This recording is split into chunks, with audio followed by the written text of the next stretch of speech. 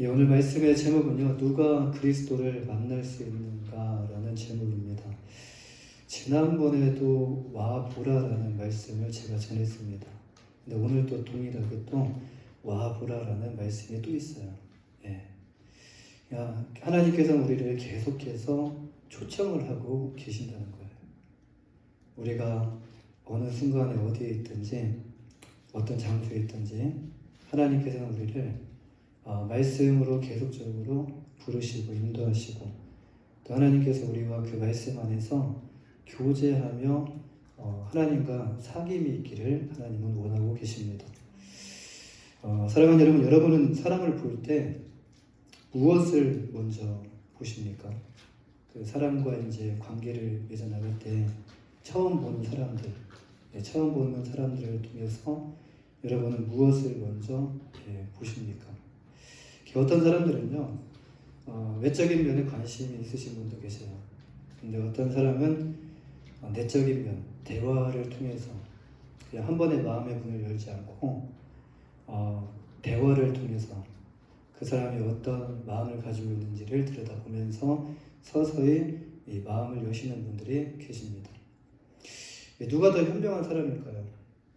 우리가 생각할 때 누가 더 현명한 사람이라고 생각하십니까? 외모를 보고 판단하고 하는 사람, 아니면 내적인 면을 판단하는 사람. 그 외모가 아닌 내면을 보는 사람이 현명한 사람이라고 아마 생각하실 거예요. 이 사람이 좋은 사람인지 이 사람이 나쁜 사람인지를 판단할 때 여러분 많은 기준이 있지만 서로 공통되는, 연결되는 이렇게 기준이 있습니다. 그런데 그 공통된 기준 안에 포함되지 않는 것이 있어요. 그것이 바로 외모라고 합니다. 외모. 자, 그렇다면 하나님은 우리를 보실 때 무엇을 보실까요? 하나님은 우리의 외모가 아니라 우리의 마음의 중심을 보신다라고 말씀을 해요. 사무엘상 16장 7절 말씀에 여호와께서 사무엘에게 이르시되 그의 용모와 키를 보지 말라. 지금 사무엘이 무엇을 봤다는 거죠? 용모와 키를 봤다는 거예요.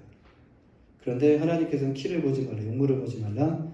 내가 이미 그를 버렸노라. 내가 보는 것은 사람과 같지 아니하니 사람은 외모를 보거니와 나 여호와는 중심을 보느니라. 그렇습니다. 하나님은요, 외모가 아니라 마음의 중심을 보셔요. 신약시대에 이렇게 넘어오게 되면 예수님께서 그 사역을, 공생애를 시작하기 전에 12명의 제자를 선출을 했죠. 선택을 했습니다. 근데 주님은 또 어떤 기준으로 이들을 뽑으셨던 것일까요? 이 주님께서 제자들을 선택하신 기준도 다른 것이 아니라 바로 그들의 마음이 기준이었다는 것이에요. 그들의 마음. 어떤 마음을 가지고 있느냐. 만약 마음이 아니라 그들의 외모나 그들의 학력이나 그들의 출신, 지금 대부분의 그 제자들의 출신을 보면 갈릴리입니다. 이방의 갈릴리, 버려진 땅, 갈릴리에서 선출이 된 거예요. 그런데 학력이나 출신과 같은 다른 기준으로 예수님께서 선택하셨다면 어느 예화에 보니까 가룟 유다 외에는 예수님을 배신을 했죠. 근데 가룟 유다 외에는 11명의 모든 제자가 그 기준의 미달이라고 말을 해요. 주님께서 보시는 이 마음은 도대체 어떤 마음일까? 주님께서 보시는 마음은요, 여러분, 순수한 마음이에요.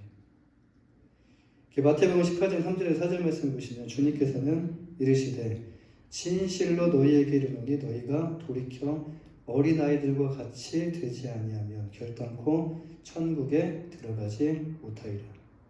그러므로 누구든지 이 어린아이와 같이 자기를 낮추는 사람이 천국에서 큰 자니라 라고 말씀하시네요. 이 어린아이는 어떤 특징을 가지고 있는가 살펴보면 어린아이들은요, 부모님을 절대 신뢰, 의존하는 특징을 가지고 있어요. 그리고 부모님 말씀에 절대 순종하는 특징을 가지고 있고요. 그리고 부모님의 그 가르침에 잘 받아들이는 특징을 가지고 있습니다. 생각해 보실 때 요즘은 그렇지 않은데요 라고 이렇게 생각하실 수 있어요. 근데 요즘 어린아이들은 우리 아이들은 그렇지 않던데요.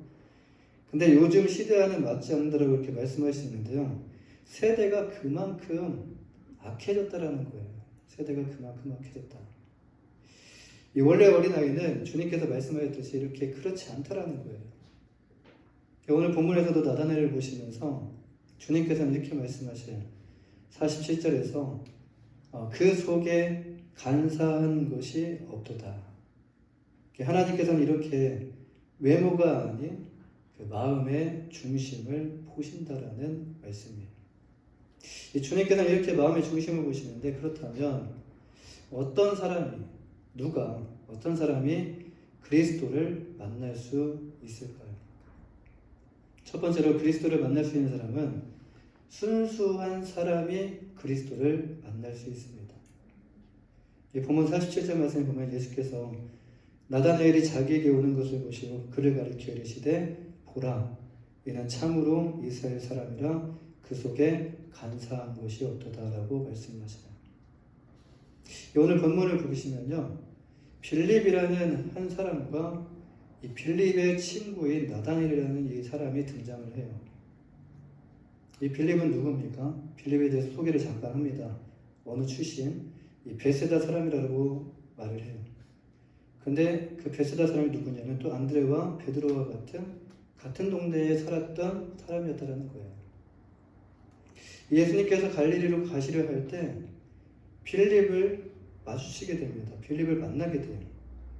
주님은 빌립을 만나셨을 때 그냥 지나치지 않으시고 또 다른 말씀, 여러 가지 다른 말씀을 하지 않으시고 빌립에게 나를 따르라라는 이 말씀만 하십니다.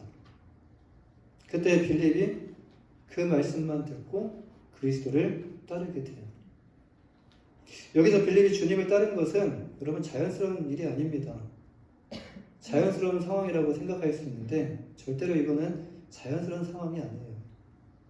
이 빌립은 어떤 사람이냐면 이 성경을 찾아보면요, 빌립은 따지기를 좋아하는 사람이고요, 그리고 치밀하게 계산적인 사람이에요.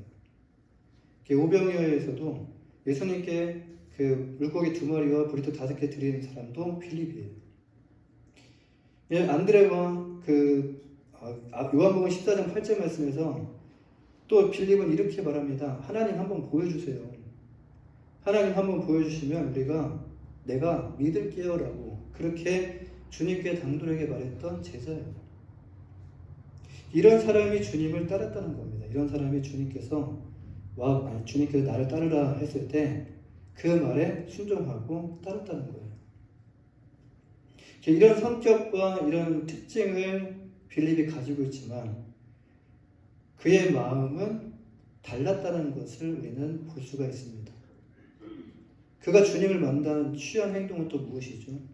그가 주님을 만났습니다. 그리고 그가 그 다음으로 취한 행동이 무엇입니까? 빌립이 누구를 찾아갑니까? 나다나엘을 찾아갔다는 거예요. 이 메시아를 만나고 그는 흥분을 감추지 못하고 그는 친구인 나다나엘에게 생각이 났어요. 나다나엘 이 친구가 갑자기 생각나는 이유가 무엇이었을까? 그의 친구가 한 명일 수도 있고 빌립의 친구가 한 명일 수도 있고 여러 명일 수도 있는데 왜 자신의 그 많은 친구들 중에서 왜 하필 나다나엘이라는 이 한 사람이 생각나게 된 것인가? 아마도 나다나엘이 그 빌립이 생각할 때에 나다나엘이 자신의 친구들보다 더 메시아에 대한 말을 했고 더 뭔가 이렇게 미래에 대한 진리에 대한 그런 것들에 대해서 뭔가 말을 했기 때문에 그 메시아에 관한 메시아와 뭔가 연관이 있지 않을까라는 이런 생각을 해보게 돼요. 이 빌립이 나다나엘을 찾아 이렇게 말합니다. 급하게 찾아서 가서 나다나엘에게 이렇게 말을 해요. 45절 말씀에 빌립이 나다나엘을 찾아 이르되 모세가 율법에 기록하였고 여러 선지자가 기록한 그 일을 우리가 만났으니 라고 고백을 해요. 이 모세가 율법에 기록하였고 그래 이해가 가. 나다나엘이요. 고개를 끄덕거렸을 거예요. 그리고 여러 선지자가 기록한 그 일을 우리가 만났다 라고 했을 때 도대체 누구야? 그분이 누구야? 라고 흥분을 했을 거예요. 이 기록된 말씀에 대한 근거를 가지고 지금 빌립이 나다나엘에게 흥분을 감추지 못하고 소개를 하고 있는 거예요. 여기까지는 좋아요. 여기까지는 구약에 나타난 메시아에 대한 성경적 근거가 있기 때문에 나다나엘에게 그래도 설득력 있는 말이었을 겁니다. 그래서 그분이 누구야?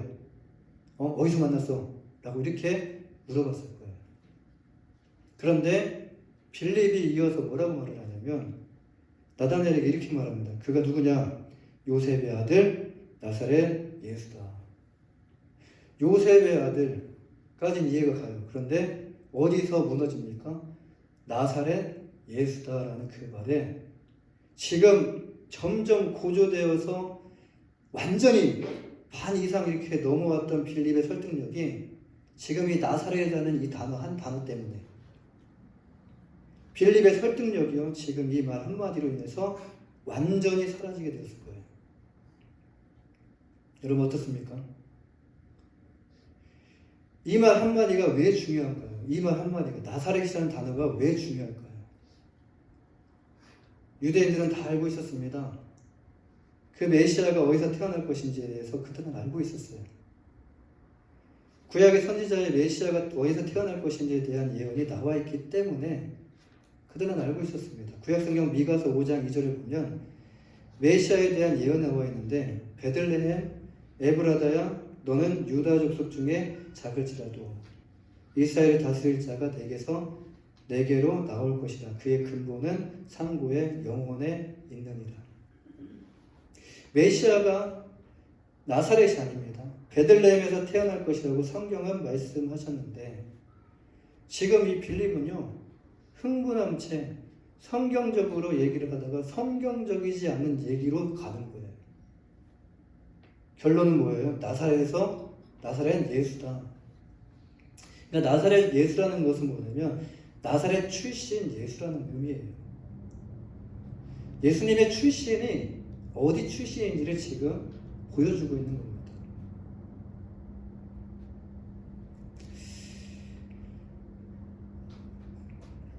지금 빌립은요 베들레헴이 아니라 나사렛을 언급하고 있습니다. 그런데 나사렛은 어디냐면 버려진 땅이에요. 이스라엘에게 있어서. 그리고 이방의 갈릴리라고 부를 정도로 관심이 없었던 지역입니다. 그런 곳에서 메시아가 태어난다는 것은 있을 수 없는 일이라고 생각했을 거예요. 우리가 생각했던 어떤 사람을 생각했을 때 그 사람은 분명히 왕궁에서 태어났을 거야 라고 했는데 근데 저기 왕궁이 아니라 가난한 집에서 이렇게 태어났다면은 믿지 못하는 것처럼 베들레헴이 아니라 나사렛에서 태어났다? 그러면 그건 아니야 라고 이렇게 치부했을 겁니다. 그래서 나다나엘은요 빌립에게 이렇게 말합니다. 나사렛에서 무슨 선한 것이 날 수 있느냐라고 말을 하는 거예요. 여러분 이것은요 지극히 정상적인 대답입니다. 그때 빌립이 나다나엘에게 뭐라고 말하냐면 도대체 이걸 어떻게 설명을 해? 도대체 뭐라고 설명을 해? 그러면서 그 나다나엘에게 그냥 직접 와서 보라라고 나다나엘을 주님 계신 곳에 초청한 것이에요. 억지로 끌고 온 겁니다. 친구의 간곡한 부탁이니까 거절하지 못하고 빌립과 함께 주님 계신 곳에 왔어요. 그런데 그는요 기대에 찬 모습보다도 아무런 기대 없이 주님 앞에 왔을 거예요. 그냥 한번 가보자 이런 식으로. 그렇게 꺾이지 않을 것 같았던 나다나엘이 어디서 꺾였느냐? 오늘 보면 48절 말씀. 48절 말씀을 함께 읽어볼까요? 보면 48절입니다. 시작. 나다나엘이 이르되 어떻게 나를 아시나이까? 예수께서 대답하여 이르시되 빌립이 너를 부르기 전에 내가 무화과나무에 있을 때 보았노라. 주님의 말씀 한마디에 자신의 생각과 마음이 꺾였어요. 완전히 무너졌어요. 꺾이지 않을 것 같았던 그 나다나엘, 빌립도 아마 옆에서 놀랐을 겁니다. 꺾이지 않을 것 같았던 나다나엘이 주님의 이 말씀 한마디에 깨져버렸다는 거예요. 그런 놀라운 고백을 하게 됩니다. 보면 49절 말씀 함께 읽어보겠습니다. 시작. 나다나엘이 대답하되 라비여 당신은 하나님의 아들이시요 당신은 이스라엘의 임금이로소이다. 주님은 뭐 여러 가지 말씀을 하지 않았어요. 내가 뭐 메시아다, 내가 어디서 태어났다, 네가 잘못 알고 있다, 이런 거에 대해서 여러 가지 말씀을 하지 않으셨어요. 무슨 말씀을 하셨냐면 내가 무화과 나무 아래에 있을 때에 봤다라는 이 말씀 한마디만 하신 거예요. 나다나엘이 주님을 이 말씀을 듣고요. 나다나엘은 주님을 당신은 하나님의 아들이시요 당신은 이스라엘의 임금입니다라고 고백을 해요. 여기서 우리는 그가 어떤 마음을 가졌다는 것을 알 수 있습니까? 오늘 본문 47절 말씀에서 주님께서 말씀하신 것과 같이 그는 그의 마음에 간사한 것이 없는 순수한 마음을 가지고 있었다는 것을 알 수가 있어요. 외적인 모습을 봤을 때 여러분 성격이 조금 무뚝뚝하거나 모나거나 또 퉁명스럽고 막 계산적이고 고지식할 수도 있어요. 외적인 면을 봤을 때 이런 사람을 보면요 판단을 하게 돼요. 저 사람은 예수라는 예자만 해도 들어가지 않은 사람. 그런데 성격이 이렇다고 해서 마음도 그런 것은 아니라는 거예요. 오히려 마음은 그렇지 않고 간사함이 아니라 순수할 수 있다라는 말씀이에요. 지금 나다나엘과 같이 마음이 순수한 사람을 이렇게 주님께서 만나 주신다라는 말씀입니다. 두 번째로 갈망하는 사람이 주님을 만날 수 있어요. 갈망하는 사람. 보면 48절 말씀을 보면요. 나다나엘이 이르되 어떻게 나를 아시나이까? 예수께서 대답하여 이르시되 빌립이 너를 부르기 전에 내가 무화과 나무 아래에 있을 때에 보았노라라고 말씀을 해요. 여기서 우리는 빌립이 메시아를 갈망하는 사람이었다는 것을 어떻게 알 수 있을까요? 이 무화과 나무 아래라는 단어에서 알 수가 있어요. 이 무화과 나무 아래에서 나다나엘이 무엇을 하고 있었을까요? 주님께서 야, 네가 무화과 나무 아래에서 있었던 것을 내가 봤다라고 했을 때 팔레스타인은 더운 지역이니까 더위를 피할 수 있는 곳이 필요하거든요. 더운 지역이니까 더위를 피하고 낮에 낮잠을 자기 위해서 무화과 나무 아래에 나다나엘이 있었을까요?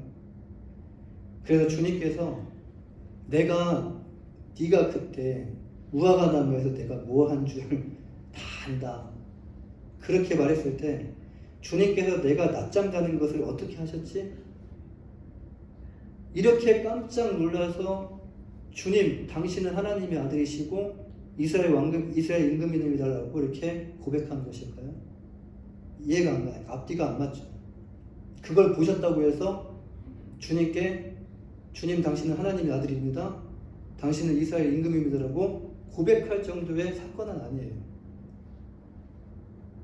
그렇다면 배가 고파가지고 무화과나무 지나가다가 무화과나무를 따먹으니까 배가 고파서 무화과를 따먹기 위해서 무화과나무에 있었던 것일까요? 나다나엘이? 성경에 보면요 무화과나무가 많이 등장을 해요. 무화과나무는 이스라엘에서 흔하게 볼 수 있는 수종입니다. 또한 무화과나무는요 유대 민족의 번영을 상징하는 표현으로 나타나기도 해요. 성경 시대 때에는요 이스라엘에서 두루마리의 성경인 그 토라를 소유한다는 것은 일반적인 현상이 아니었어요. 우리처럼 지금 모든 분들이 필요하면 성경을 구입해서 읽을 수 있는 그런 정도가 아니라는 거예요. 이 토라를 구입하기 위해서는요 이 성경 시대 때는 토라는 굉장히 귀하고 그 귀한 그 귀중품에 속한데 토라를 사기 위해서 얼마를 이거를 지불을 해야 되냐면 1년치의 봉급을 모아서 사야지만이 겨우 살 수 있는 것이 바로 토라였어요. 근데 이제 제가 갑자기 이 토라 이야기를 한 이유가 무엇일까요? 토라하고 무화과 나무 아래하고 연관성이 있다는 거예요. 지금 주님께서 말씀하신 이 무화과 나무 아래라는 이 메시지 안에는요 지금 나다나엘의 갈망과 연결되어 있다는 거예요. 지금 이 무화과 나무 아래라는 이 장소는요 유명한 랍비와 함께 그 토라를 공부하고 말씀을 공부하고 말씀을 토론할 수 있는 최적의 장소로 추천된 곳이 바로 무화과 나무 아래입니다. 잠자거나 놀거나 유흥을 즐기기 위한 무화과나무를 따먹기 위한 그런 장소가 아니라 하나님의 말씀을 읽고 연구하기 위해 차였던 장소가 무화과나무 아래였다라는 거예요. 이곳에서 지금 나다나엘이 하나님의 말씀을 듣고 있었다는 겁니다. 나다나엘은 무화과나무 아래에서 열심히 토라를 묵상하며 진리가 무엇인지를 찾고 있었던 그런 구도자 중에 한 사람이었다는 거예요. 그 메시아를 향한 갈망으로 뜨거운 여름 햇살을 피해가지고 무화과나무 아래에서 토라 하나님의 말씀을 묵상하던 그런 나다나엘을 주님께서 이미 보셨다라고 말씀하신 거예요. 다른 내용이 필요 없습니다. 네가 무화과나무 아래 있었다라는 것만 말을 해도 지금 무엇을 말씀하시는지는 나다나엘은 분명히 알고 있었을 겁니다. 여기서 나다나엘은 자신이 앞서 빌립에게 나사렛에서 무슨 선한 것이 나오겠냐라고 말했던 그의 선입견이 확실하게 깨지게 됐다는 거예요. 사랑하는 여러분, 사람에게는요 모든 만남의 장소와 시간이 있어요. 어떤 사람은 오늘, 그리고 어떤 사람은 내일, 또 어떤 사람은요 1년 후에, 또 2년 후에, 또 장소가 여기가 될 수도 있고 한국이 될 수도 있고, 장소는 달라질 수 있습니다. 그리고 집에서 기도하다가 집에서 하나님을 만나고 싶다, 하나님이 어떤 분이신가 궁금하다, 기도하다가 눈을 감고 기도하다가 성경을 보다가 새벽에 교회 나와서 기도하다가 직장에서 기도하다가 나다나엘처럼 말씀을 어느 공간에서 깊이 묵상하다가 차 안에서 새롭게 하소서 이런 여러 가지 간증이나 이런 거 들을 때 말씀을 듣다가 또 매일 보내드리는 성경을 학교나 직장에서 가정에서 듣다가 갈망하는 마음으로 나다나엘과 같이 이렇게 주님의 음성을 듣기를 갈망하는 마음으로 주님을 찾고 찾을 때 주님의 그 시간에, 주님의 때에 주님께서는 그를 만나 주신다는 거예요. 그건 아무도 모릅니다. 만남의 장소가 다 똑같다면 다 그리로 가야죠. 만남의 시간이 똑같다면 다 그 시간에 가야 돼요. 주님을 만나기를 원하는 그 갈망을 지금 만약에 갖고 계신다면 그 갈망을 멈추지 말라라는 말씀이에요. 주님은 단 한순간도요 주님을 향한 여러분의 갈망을 그냥 지나치지 않으십니다. 주님을 만나기를 갈망하는 사람이 이렇게 주님을 만날 수 있습니다. 마지막 세 번째로 주님께서 사인을 주실 때, 지금 나다나엘에게 이렇게 사인을 주시잖아요. 음성으로 사인을 주시잖아요. 이 사인을 주실 때 주저하지 않고 뒤로 미루지 않고 고백하는 사람이 주님을 만날 수 있습니다. 오늘 본문 49절 말씀을 보면요, 나다나엘이 대답하되 라비야, 당신은 하나님의 아들이시요 당신은 이스라엘의 임금조소이다라고 고백을 해요. 놀라운 고백이죠. 주님께서 이렇게 나다나엘과 같이 분명한 음성을 사인을 주실 때가 와요. 우리는 그때 무슨 생각을 하십니까? 이것이 정말 주님께서 나에게 주시는 음성인가? 사인인가? 주님께서 나에게 주시는 사인이 맞는가? 아닐 거야. 주님께서 주시는 사인이 아닐 거라고 강하게 부정하며 믿는 분도 계셔요. 그런데 주님은 우리에게 한 번만 사인을 주시는 것이 아니에요. 또 계속적으로 와보라. 감사하게도 주님께서는 계속해서 우리에게 사인을 보여주시고 하나님의 말씀을 통하여 하나님의 음성을 들려주셔요. 이때 어떻게 해야 할까요? 자, 지금 나다나엘이 주님이 메시아인지 어떻게 믿었습니까? 주님께서 메시아인지, 주님 잠시만요, 제가 주님이 맞는지 몇 가지 질문을 통해서 확인하고 제가 믿겠습니다 라고 지금 나다나엘이 그렇게 하진 않았어요. 그는 주님께서 내가 무화과나무 아래에 있을 때 보았다라는 이 말씀에 그는 주님께 당신은 하나님의 아들이요 당신은 이스라엘의 임금입니다라고 바로 고백을 합니다.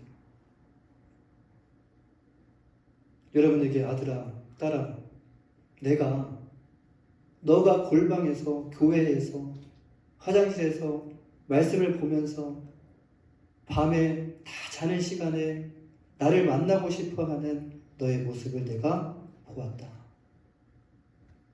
이렇게 여러분에게 주님께서 말씀하신다면 여러분은 주님께 어떤 반응을 보이시겠습니까? 이 음성이 갑자기 들려요. 이 음성이. 다른 사람에게는 들리지 않아요. 본인 해당되는 사람에게만 갑자기 이 음성이 들려요.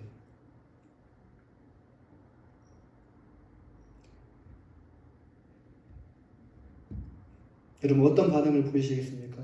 어떤 분이 이렇게 반응하시는 분이 있어요. 주님, 우리 남편을 통해서 들었죠.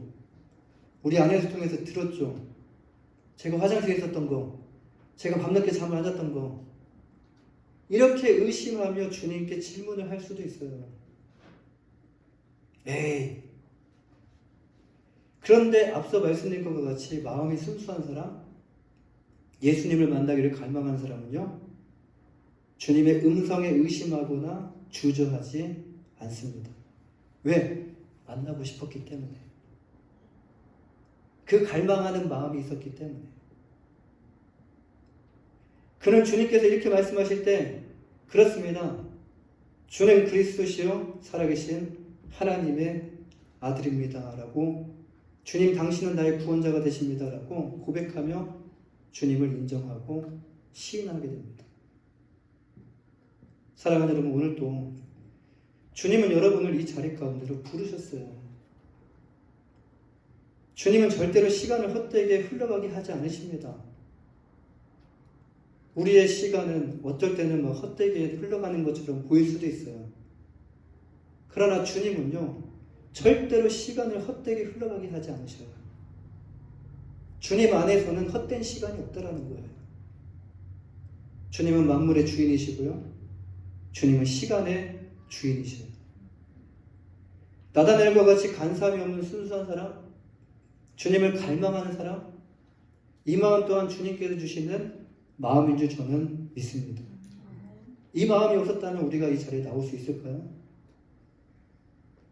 여러분을 만나야 하는 주님의 때에 반드시 하나님께서 만나 주실 것을. 지금 이 나다넬과 같이 사람에게는 다 때가 있고 장소가 있어요. 그러나 갈망하는 것을 포기하지 말라는 거예요. 그 순수한 마음을 가지고 계속적으로 하나님을 갈망하며 나아가시라는 말씀이에요. 그러면 하나님의 때에 하나님께서 정해주신 그 장소에서 분명히 저는 만나주실 줄 믿습니다. 주님 안에는요 절대로 헛된 시간이 없습니다. 기억하십시오. 지금 우리가 스트러글하는 이런 모든 것들이요, 주님을 만나기 위한 이런 모든 싸움들 주님은 다 보고 계시고 지나치지 않으셔요. 주님의 음성을 들었을 때 이제 주님의 음성이 들릴 때가 와요. 나한테만 들었어? 뭘 들어? 나만 들리는 그 음성이 와요.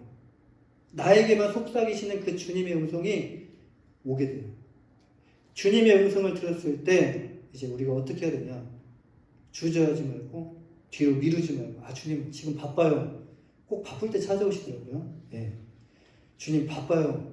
다음에요. 라고 그렇게 미루지 마시고 나다넬과 같이 이렇게 주님께서 음성으로 우리에게 분명한 사인을 주셨을 때 나다넬과 같이 주는 그리스도시요 하나님의 아들입니다. 당신은 이스라엘 임금이다라고 이렇게 고백하시는 여러분 모두가 되시기를 주님의 이름으로 간절히 축원합니다. 기도하겠습니다.